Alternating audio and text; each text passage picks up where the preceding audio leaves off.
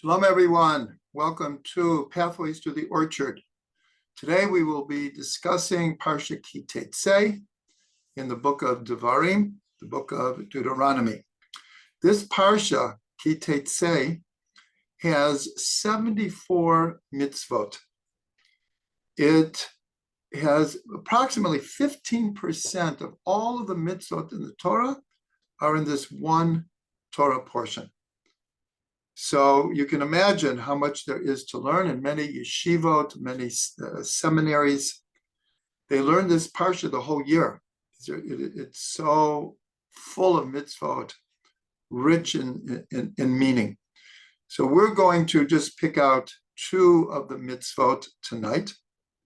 And we're going to start with we'll call it almost a mysterious mitzvot, a mystical mitzvot, called shiluach hakan, sending away the mother bird when one wants to take eggs from a nest.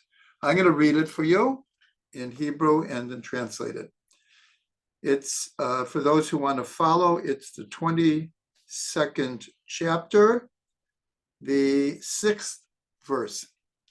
Ki yikorei kan sipur lefanecha b'derech.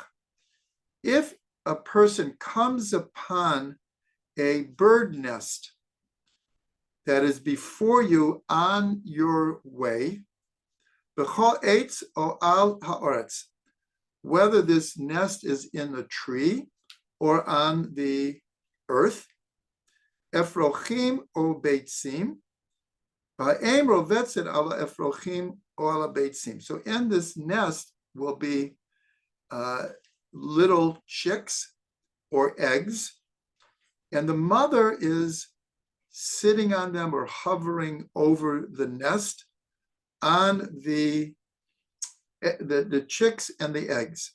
Lo tikacha aim alabanim. So don't take the mother with the chicks. Shaleach tishalach et ha'em. Send away the mother bird, and you can then take the eggs. In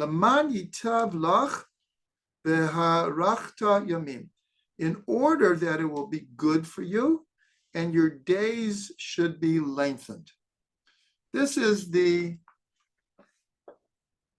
mitzvah called shiluach hakan, the sending away the mother bird. There is tremendous commentary about this mitzvah. It's considered a chok, which means one of the mitzvot that, though, as we'll discuss, we may come up with different reasons for them, but according to tradition, we don't really know, let's say from God's point of view, what the real reason is. It's called a chok, something that transcends normative logic. And yet, there are possibilities of what the reasons are.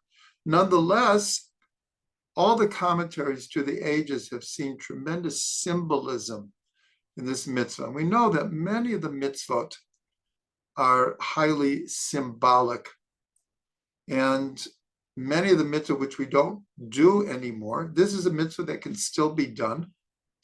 But many of the mitzvah that we don't do anymore because we don't have a temple and we don't have active Kohanim and Leviim, we don't have a Sanhedrin, all of these things limit the amount of mitzvot that are practically observed today. This is one of the mitzvahs that can be observed. But nonetheless, it is what's considered a chok, a somewhat transcending normative logic kind of mitzvah. So, first of all, there's a question of when or how to do this mitzvah. In other words, is this a mitzvah that one has to do? Let's say one happens to be walking through the forest and sees a bird nest on the ground, and there's a mother sitting on the eggs or on the chicks, does one have to do this mitzvah? Or is it a mitzvah that you can or can't do? You choose whether you want to do it or not. There's a big question. Or do you look to do this? In other words, like, are you on the lookout in order to observe this mitzvah? Many people take that position. It's not like you have to do this mitzvah, but if you want to take the eggs, here it says you don't. It's not like the mitzvah is that you must take the eggs. If you want to take the eggs or the chicks, then you have to send away the mother bird. And because it promises length of days, many people go out of their way to find an opportunity to do this mitzvah. In the Gemara in Chulin 12, in the Mishnah of Chulin, the 12th chapter, the 5th Mishnah, it makes a statement. It says, because here there are only 2 mitzvot in the Torah, and we're going to get to that promise length of days, that you'll live for a long time. It's this mitzvah and honoring your father and mother. So already there's a lot of commentary here. You're sending away the mother bird. And on the other hand, the reward for honoring your father and mother is length of days. Both of them are length of days. So in this Mishnah, it says, like look at this mitzvah, and it's considered what's called an easy mitzvah, but there's no money involved. There's really no time involved. If you see the nest and you take the eggs, all you have to do is chase away the mother bird. And the mother bird most likely will be scared and will fly off. And so the Mishnah says, look at the reward for doing such a easy mitzvah that does not take a hardship of finances or time or effort. How much more so mitzvot that do entail a financial outlay or time or effort? How much more so a reward a person would receive? Now, there's a lot of discussion, as we said before. First of all, with a chok, there's a basic disagreement. If it's considered a chok, whether we should even attempt to find reasons for doing it, or is it just simply a decree that we have to fulfill? And there's 2 different opinions. Some say if it's a chok, and we already know that we don't know ultimately or definitively what the reasons are, we don't need to delve into it. We just do it. We trust that God gave us this mitzvah. There must be a good reason for it, and we do it. So it's called a decree. On the other hand, others hold that maybe we'll never find the ultimate answer for the reason for this mitzvah, but we should entail to try to understand it. And that most people hold like that, knowing that we might not find like the ultimate reason, but still it's worth delving into it. So when we discuss this mitzvah, most people will, or most commentaries, go to the idea of compassion. That if you're going to take the chicks or the eggs, it's better to send the mother away, that she doesn't have to like physically see this, that it's considered in some way compassionate to send away the mother bird. The Ramban disagrees with this and says, if this is about compassion, well, let's look at it from God's compassion. So in other words, if God had compassion on the animal world, he would have not allowed humans to eat meat or fowl or fish. So in other words, it seems that that's not the real reason. Because if God really had compassion on this mother bird, then why not forbid eating animals altogether? So the Ramban makes a very, very important statement and says all of the mitzvah, not just this mitzvah, all of the mitzvah were given by God to improve a human being. And therefore, he does feel that this mitzvah is about compassion, but it's our compassion. It's not trying to compare our compassion to God's compassion. That God has set up this situation where we will feel compassion for the mother because we're allowed to eat eggs. We're allowed to take the chicks and they'll grow up and then they'll lay eggs. So we're allowed to do that. But by sending away the mother bird, it's showing our compassion towards creation. Now, the Ramban continues though, but what about the idea that this is a decree, a chok? And so here he really like combines them together, that in a sense, all of the mitzvahs are decrees. We do them whether we understand them or we don't understand them, whether they're rational or seem to transcend rationality. They're all decrees. Every mitzvah is a decree. And yet at the same time, the Rambam says all of the mitzvot are given to improve a human being, to refine a human being, to awaken good midot, good characteristics. So these are some of the discussions around this mitzvah. Now, having mentioned compassion, there's another Mishnah in Brachot that says, one second,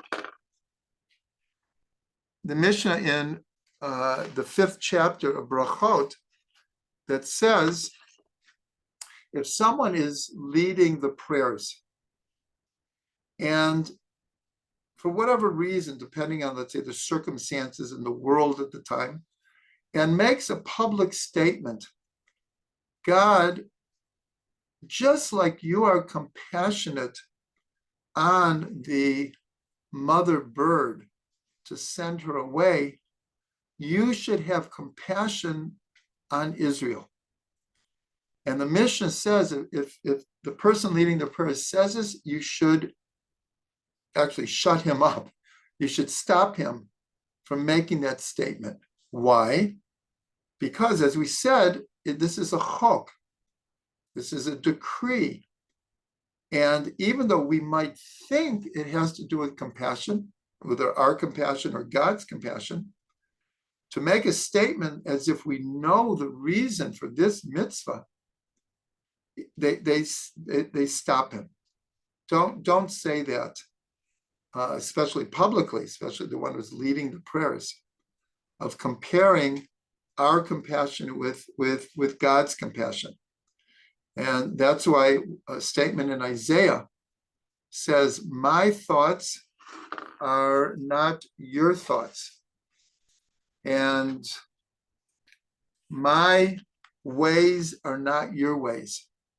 Just as heaven is far away from the earth, my ways are, for you to understand, are far away from what you might understand are my reasoning.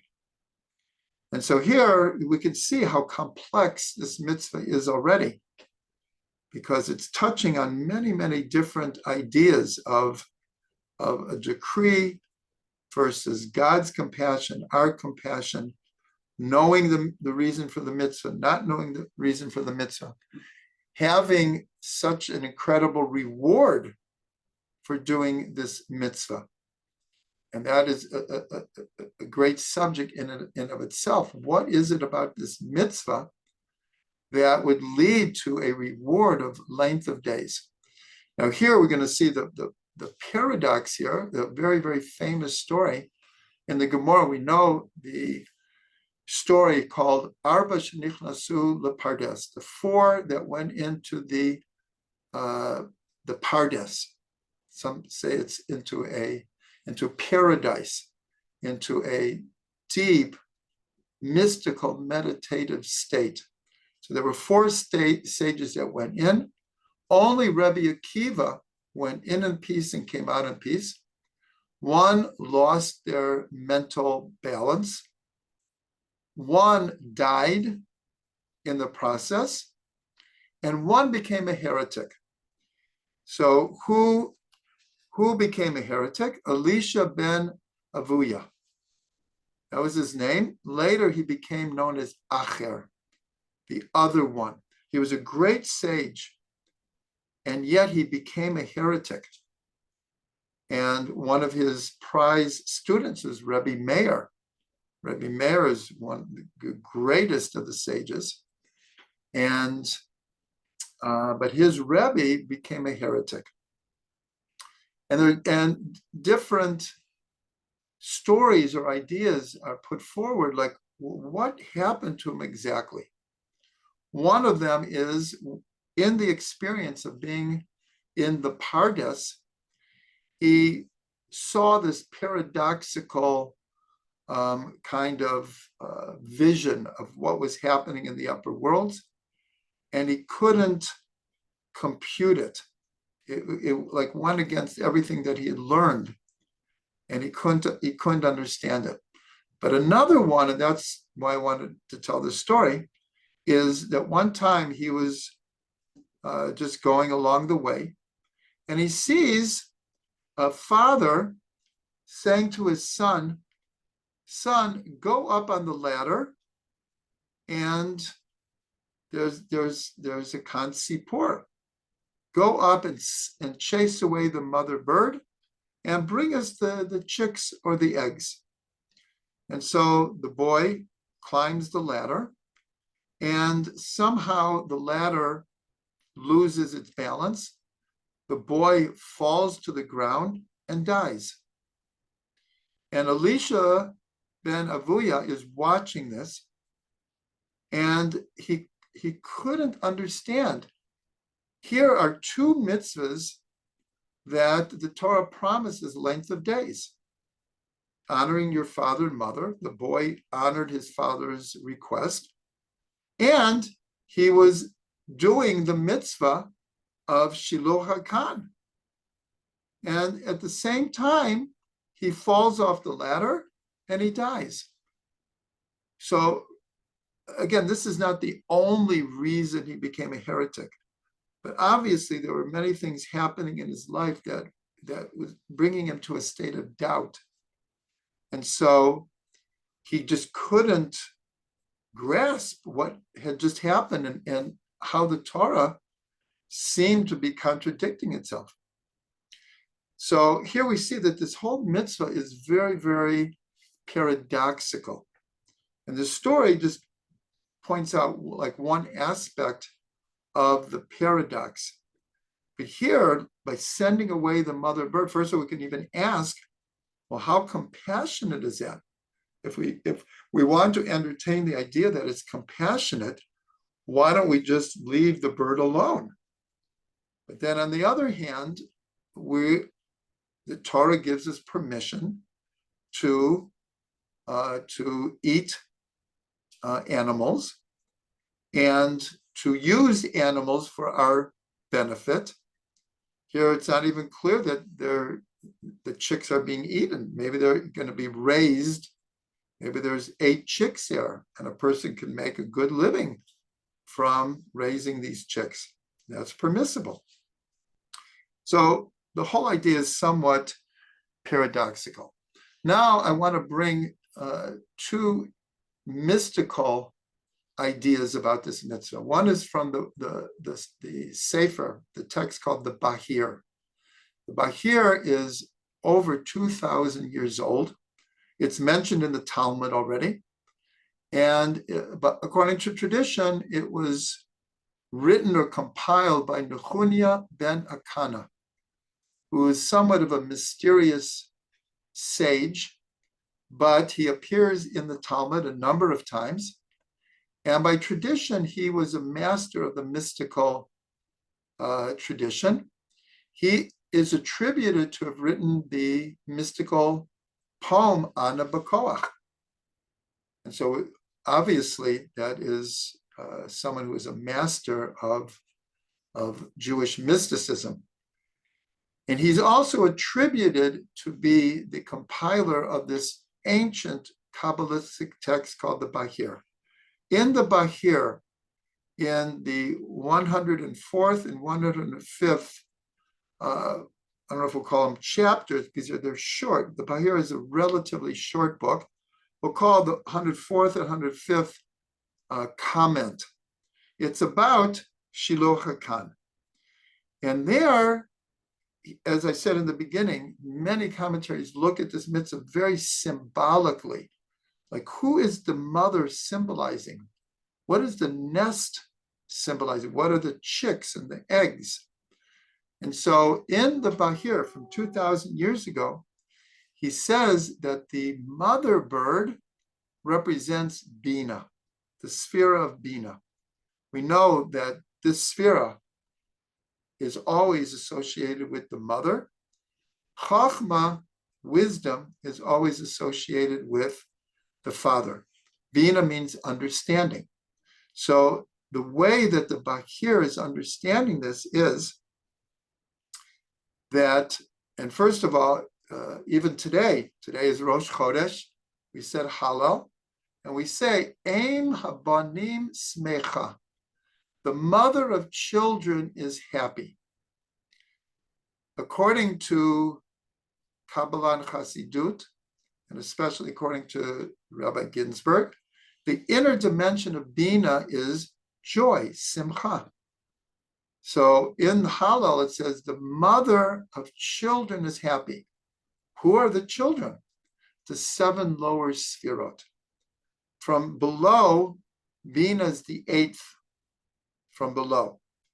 And so the children of Bina are the lower sfirot. So the Sefer Bahir is alluding to the idea that when one masters the 7 lower sfirot, he shouldn't think that he can also master Bina. He has to send away the mother bird in order to not go beyond what he's really capable of. And according to this, the upper sfirot of Keter, Chachma, Bina, and maybe Dat is somewhere in between. Let's just say Keter, Chachma, and Bina. These are represent the higher worlds. And like Rabbi Nachman says in Likutei Moharan, that a person shouldn't, we'll use the vernacular, chew off more than he can chew. Spiritually, a person should not try to go beyond what they're really capable of. And so the Bahir, and I'm using here the explanation of Rabbi Aryeh Kaplan. So he's explaining that Bina is a bit above our ability to totally take. Because here we're taking the eggs, we're taking the chicks. But to think that we could take Bina and totally integrate it is a little bit beyond us. So we see this idea in 2 places.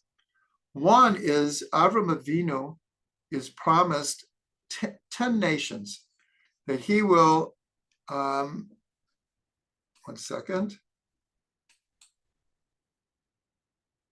He will conquer 10 nations. But we see the Jewish people only conquered 7 nations, not 10. And we're told that the last 3 nations is waiting for the Messianic era. So the 7 nations were those that lived in what we call the land of Israel. But Avram was promised from the Euphrates to perhaps the Nile or the Egyptian river. So it was a much bigger territory than we have now. But those three are waiting for the future. And we're told that symbolically, the 7 nations that we conquered, these are the 7 lower sphirot. And these 3 that are waiting are Keter, Chachma, and Bina. But we're not quite on the level yet. Another place that we see this is that we're promised 3 additional cities of refuge during the Messianic era. That at the time that we conquered Eretz Yisrael, we set up 6 cities of refuge. But then it says in Parshat Shoftim that in the future, you will be added 3 more. So again, mystically, symbolically, the 6 cities of refuge represent the 6 lower sphirot, not including Malchut, called Zer Anpin. But the 3 promised for the future, again, are Keter, Chachma, and Bina, meaning that we can't totally grasp them into the future. But this is somewhat goes against what we think, because we talk about Keter, Chachma, and Bina, and we talk about how they're integrated in all the other sphirot. And that's what Rabbi Aryeh Kaplan says, that the Bina that we're able to integrate now in our time is the Bina within the 7 lower sphirot. As we said, Eim Abanim Smecha, the mother of children, is joyous. And so in the Tikkunei Zohar, Bina is called Bina Liba, the understanding of the heart. Well, the heart is in the lower sphirot. And so Rabbi Aryeh Kaplan explains that we can grasp Bina, but it's the Bina that is in the 7 lower sphirot.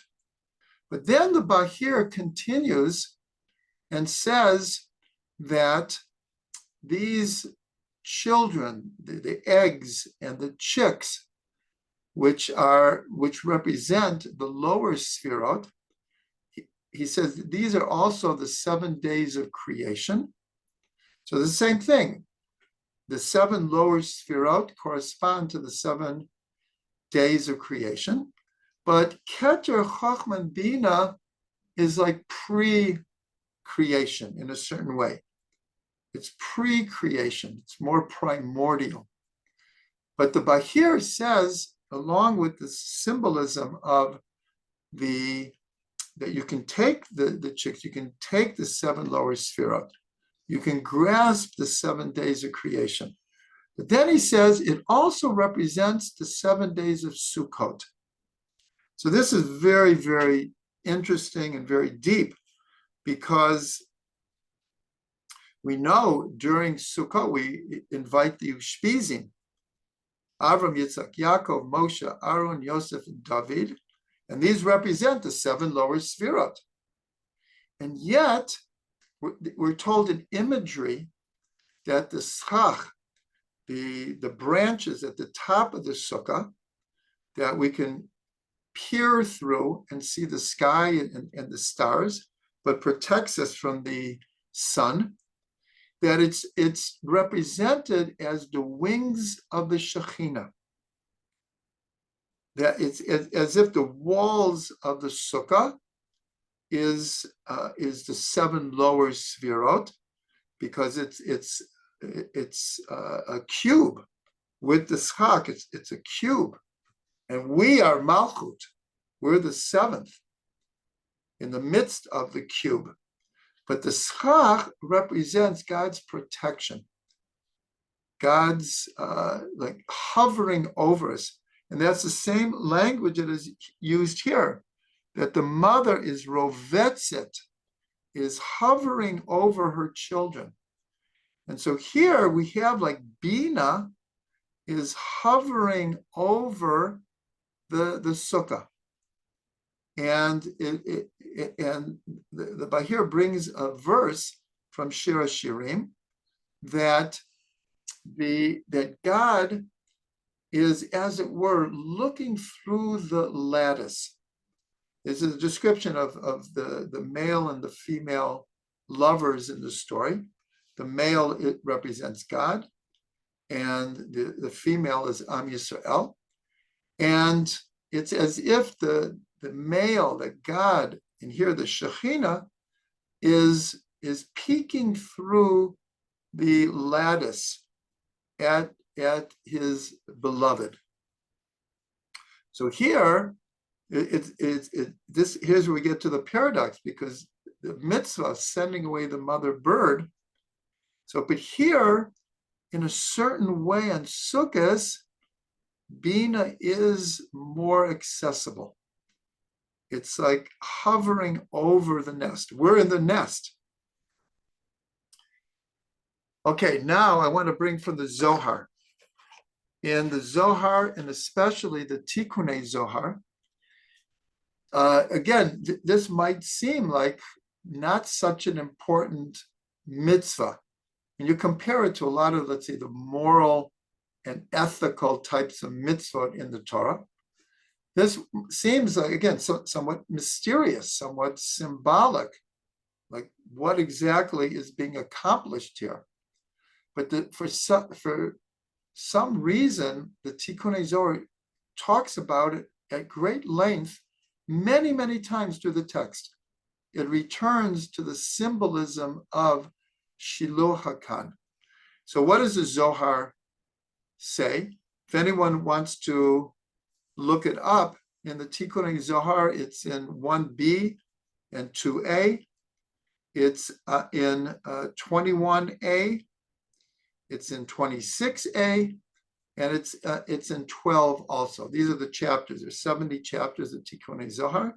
So it's in the first, 12th, 21st, and 26th, and maybe even more. That's just the ones that I looked up in my research here. So first of all, we'll go back to the language. When it says to send away the mother bird, it says shaleach tishalach, a double language. Not just send it away, but it says it twice. You should certainly send away the mother bird.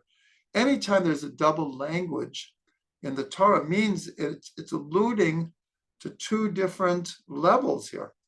So the Zohar says that the mother bird here represents the Shekhinah, and the double language is sending away the Shekhinah represents the destruction of the two temples.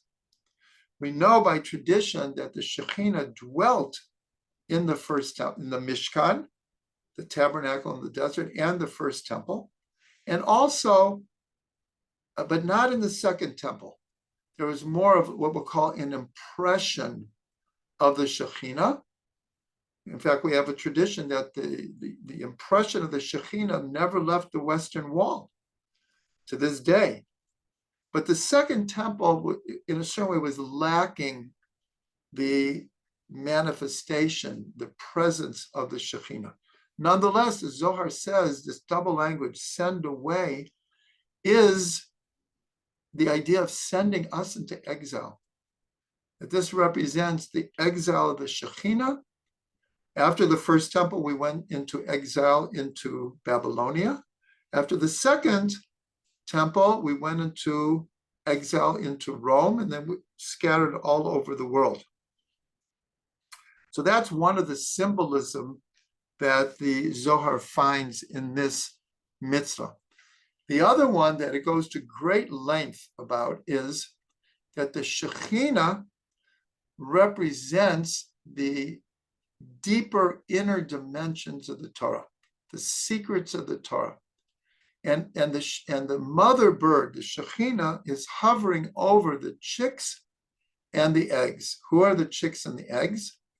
The chicks are Talmidei Chachamim, are scholars, students of Torah, and the eggs are the little children who go to cheder, go to Jewish kindergarten called cheder. these are the eggs and the chicks. And the mother bird is hovering over them, hoping that they will give birth to great Torah ideas.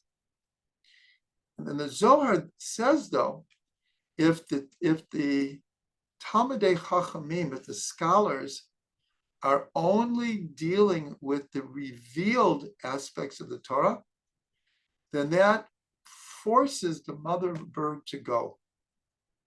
Because we need both what's called Nigla and Nistar, the revealed Torah and the hidden Torah. And here the Shekhinah represents the more spiritual, mystical, inner dimensions of the Torah. And so if someone wants to take the eggs or the chicks, it represents taking the revealed part of the Torah, then almost by default, the mother bird is sent away. This is one of the ideas in the Zohar. Now, the Zohar also brings another verse from Psalms, Psalm 84, verse 8, where it mentions it Sipor, but in a different context. There it says, Gam Sipor Matzah Bait. Even also, a bird will find a home. Now here, this seems to be the opposite. Here we're sending away the mother bird, and here the mother bird is finding a home. But again, the Zohar sees great symbolism in the comparison of these two verses and says that the home here is the temple. And here we were saying, by sending away the mother bird, that represents sending the Shekhinah into exile, and Am Yisrael going into exile.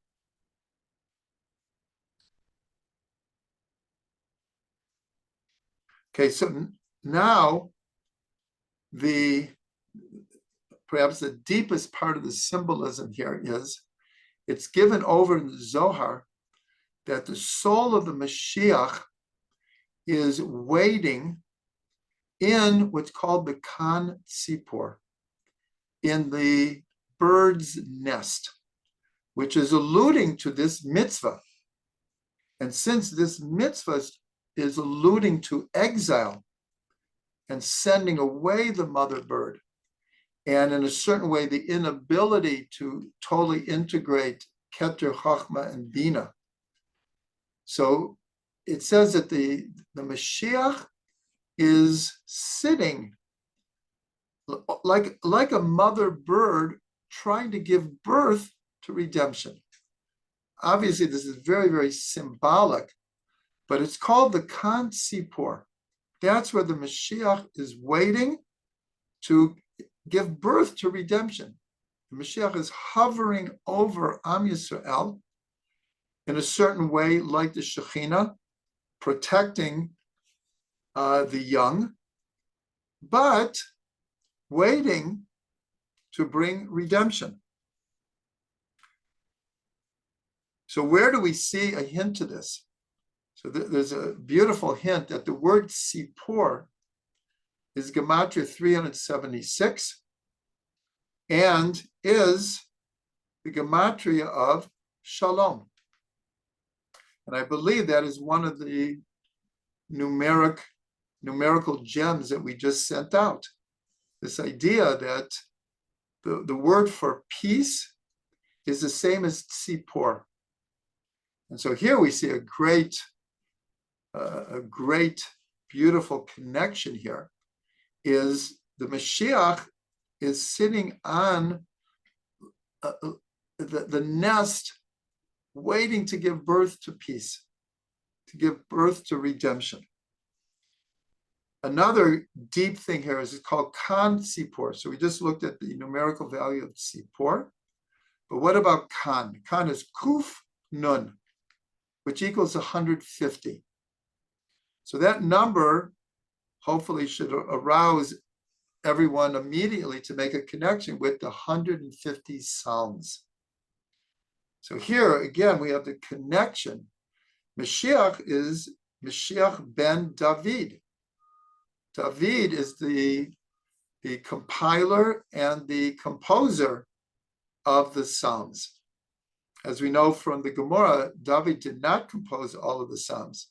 Many of them are attributed to Asaph, to Bnei Korach.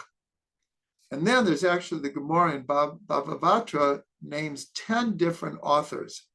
But the compiler and the composer of most of the Psalms is David HaMelech, King David. So here again, we have Mashiach sitting on a nest. The nest equals 150, and that's the power of the Tehillim to hopefully bring redemption, bring peace to the world.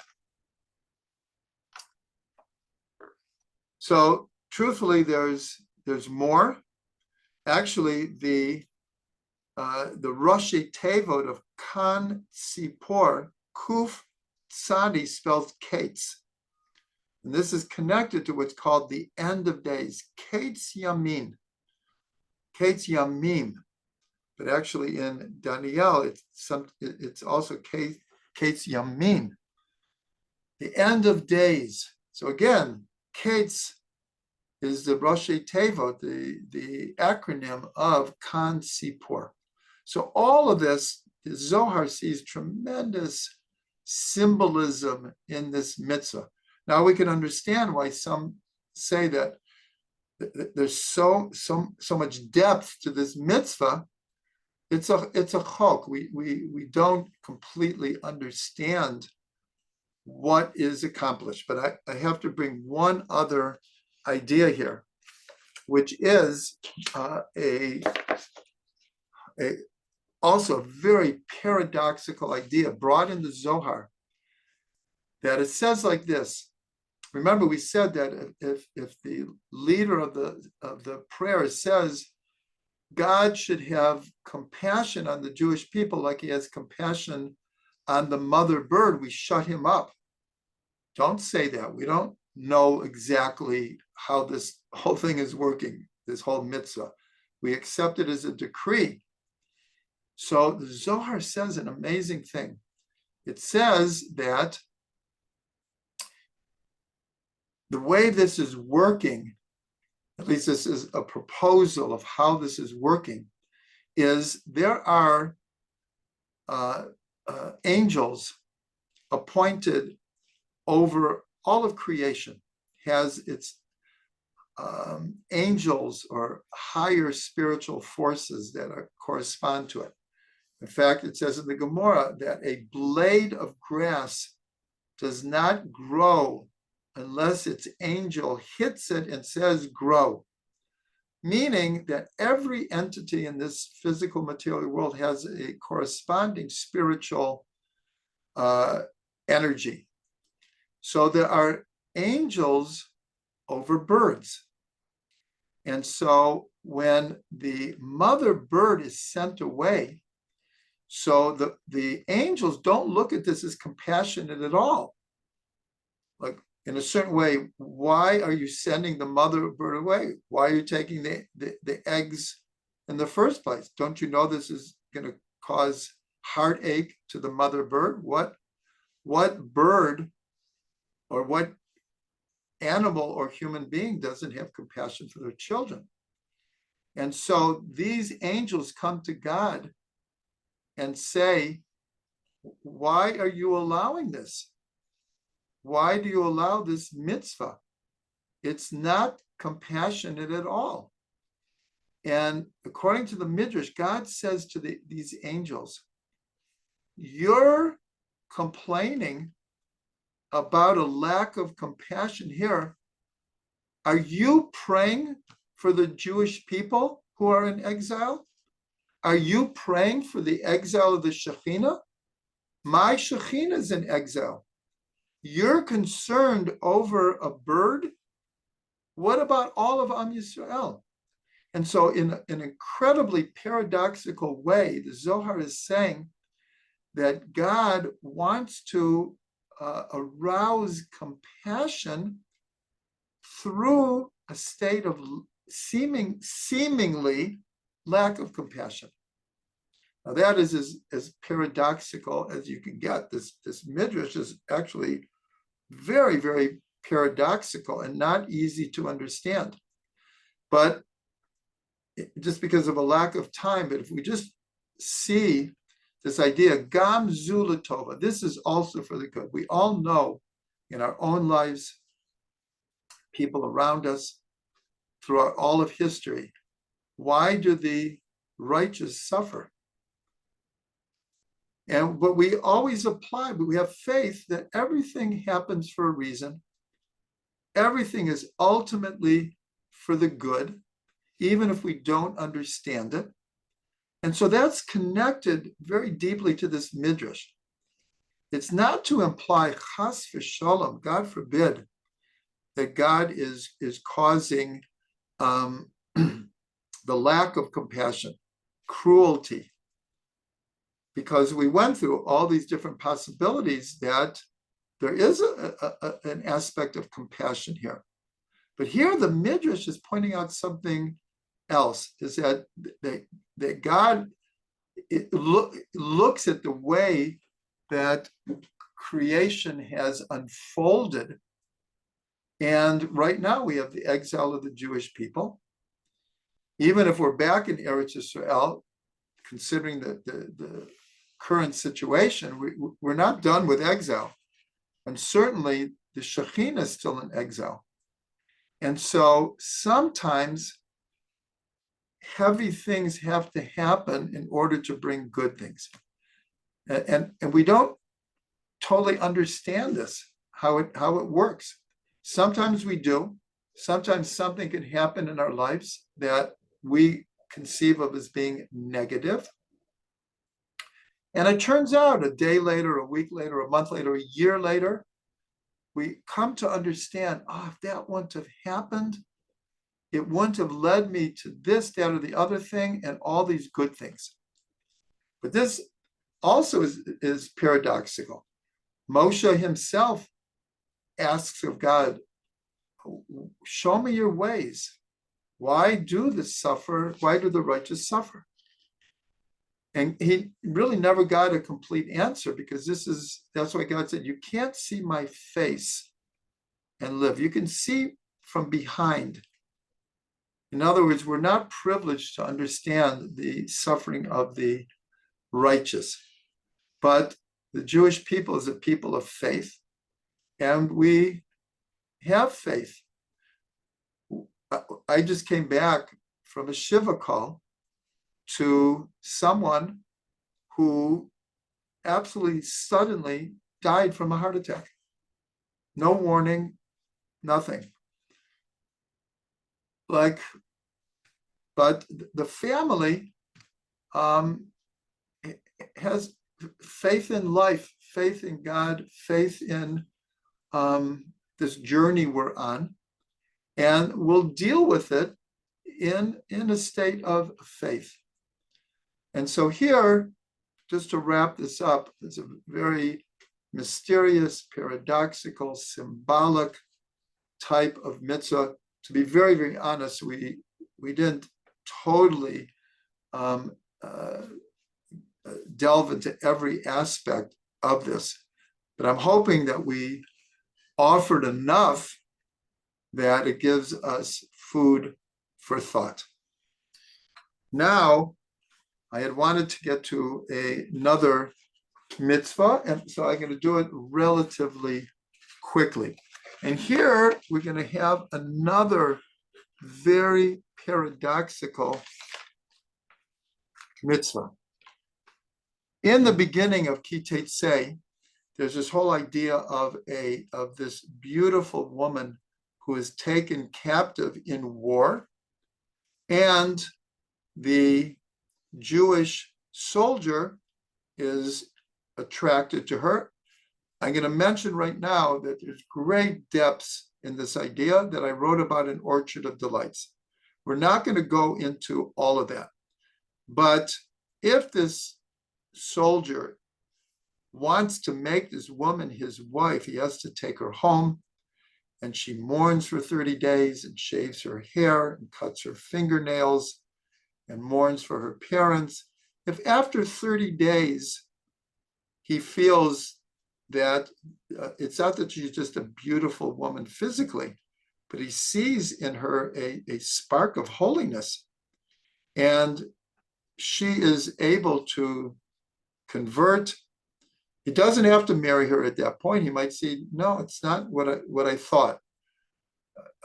Maybe I was just attracted physically.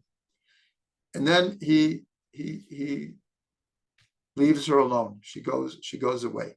But then he could marry her. But then the Torah mentions two possibilities that might happen if this whole story isn't done right.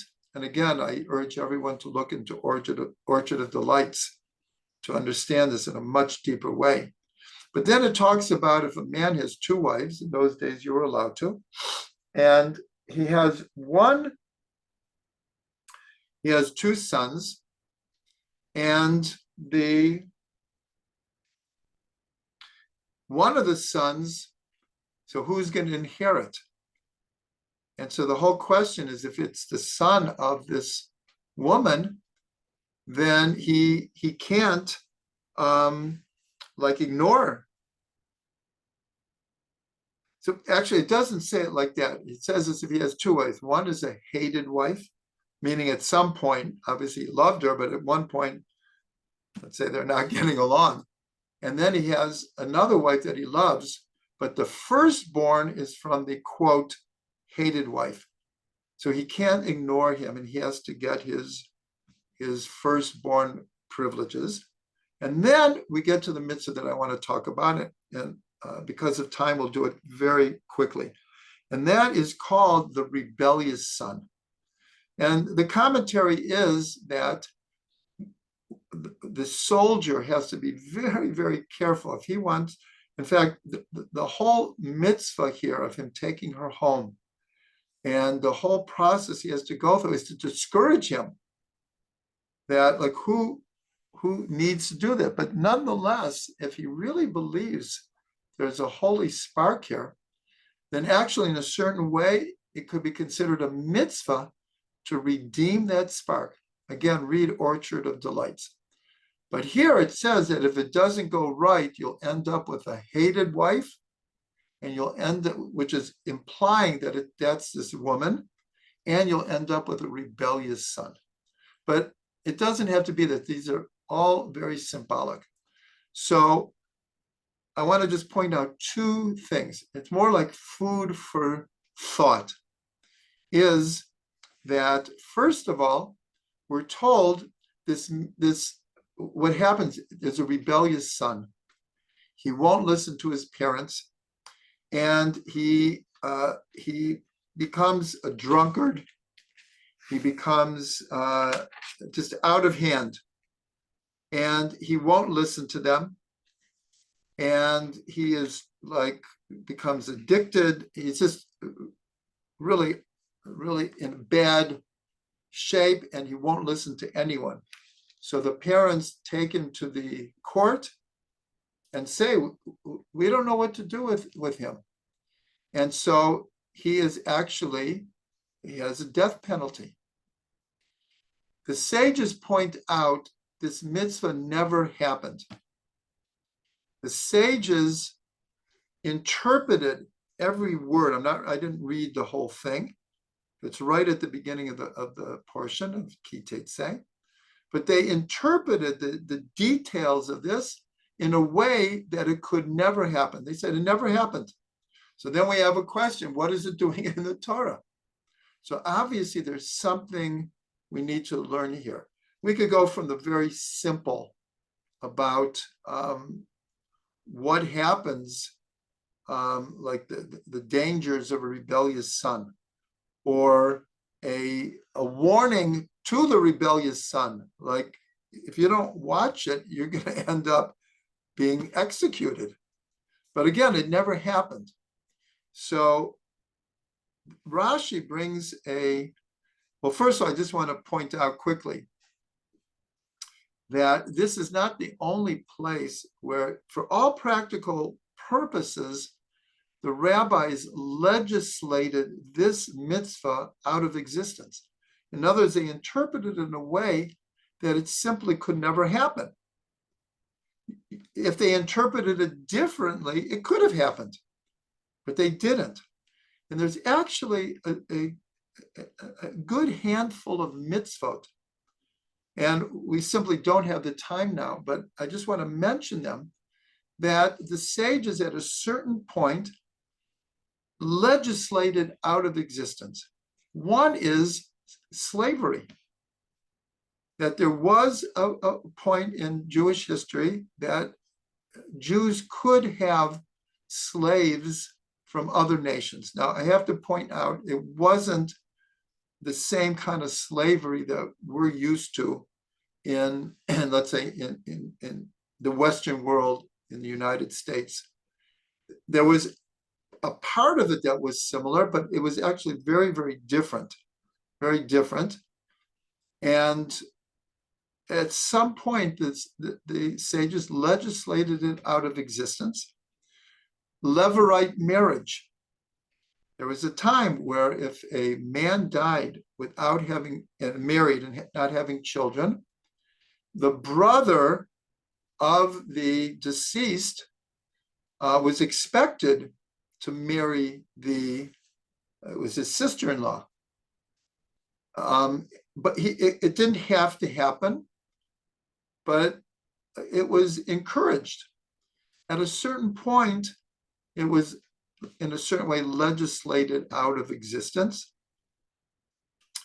Having more than one wife was around 1,000 years ago. Rabbi Gershon legislated it out of existence, that a man could have more than two wives. An example of shofar, if the first day of Rosh Hashanah turns out on Shabbat, well, in the Torah, you blow the shofar. It supersedes Shabbat. The rabbis changed that and made a decree for reasons that maybe you would carry a shofar in a public domain. They legislated it out of existence. So therefore, today, if Rosh Hashanah happens on Shabbat, we don't do it.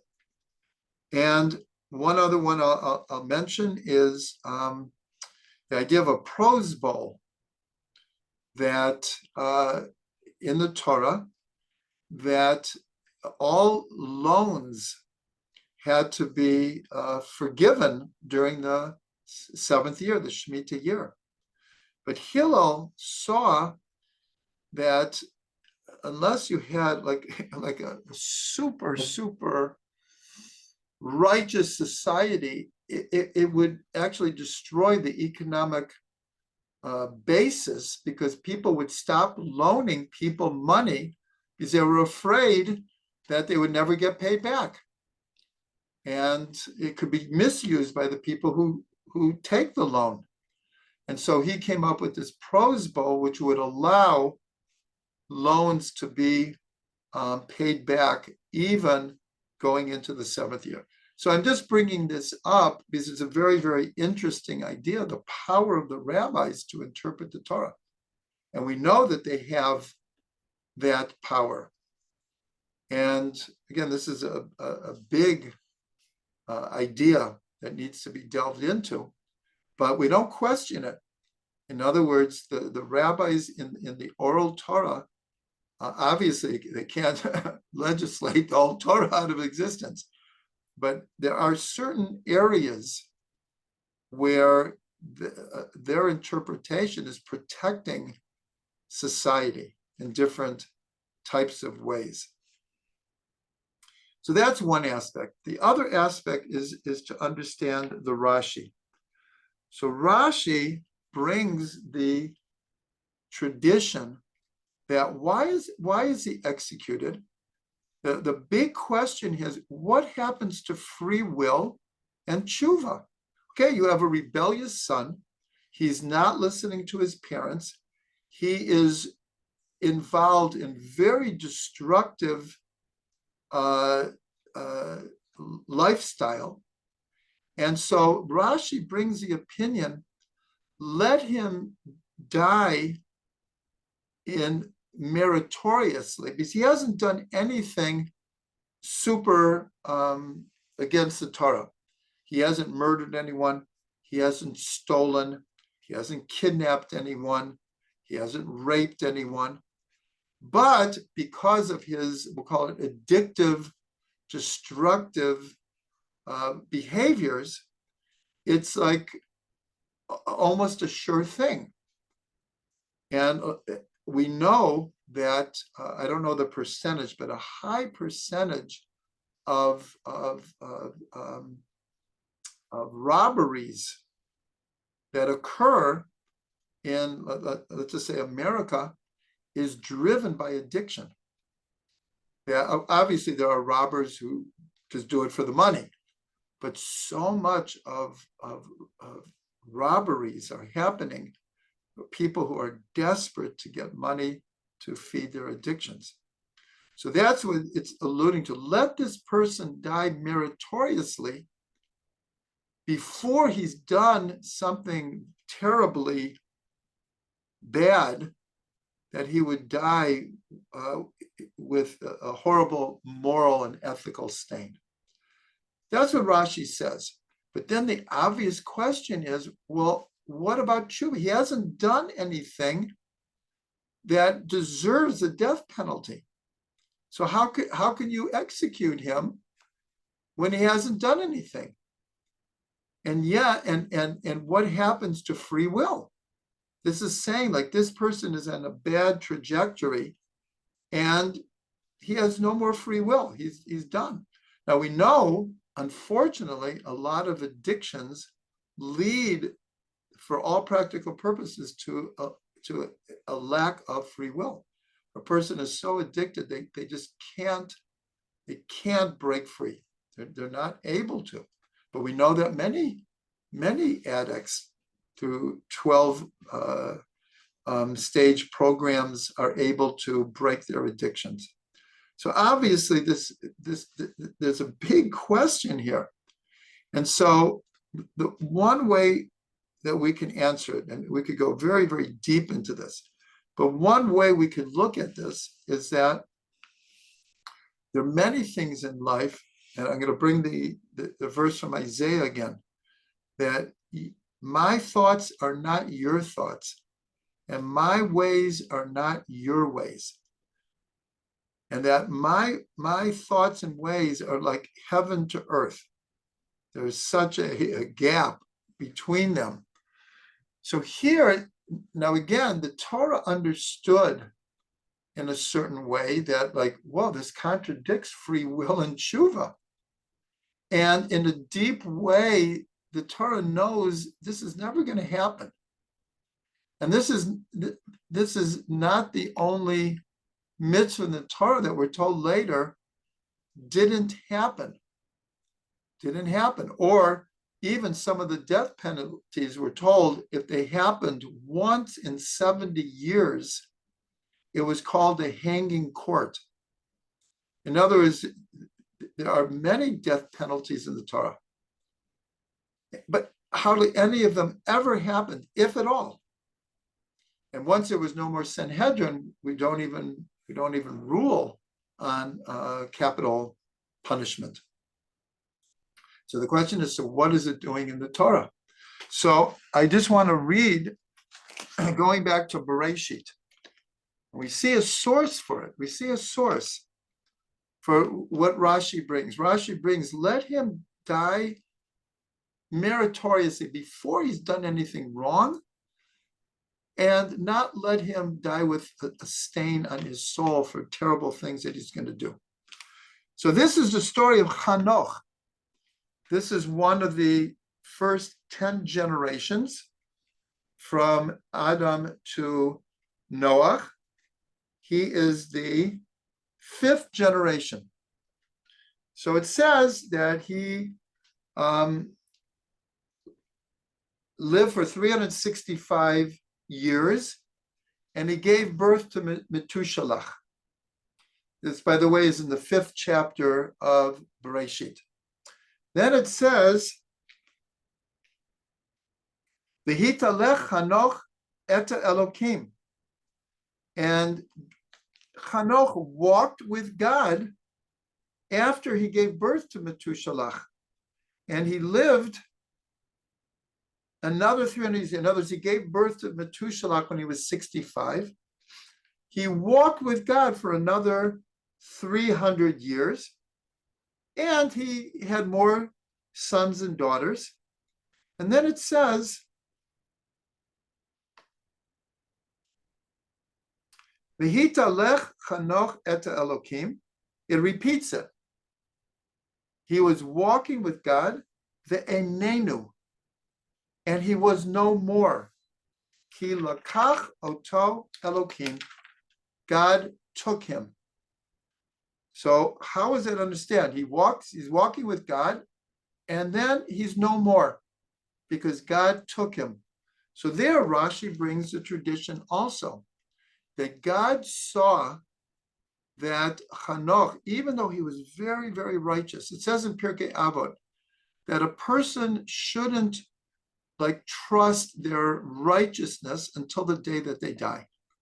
A person, and actually the Gemara brings examples of people who were righteous their whole life. One of them is Korach. We're told Korach was a very, very righteous person. And at the end, he went off.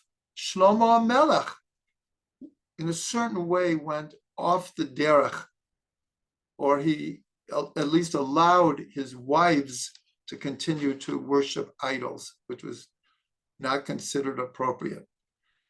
So Rashi brings with Hanoch that God saw that Hanoch at a certain point was going to weaken. And he obviously he loved Hanoch. He was walking with God. So he took him early. So here we see the source of this rebellious son.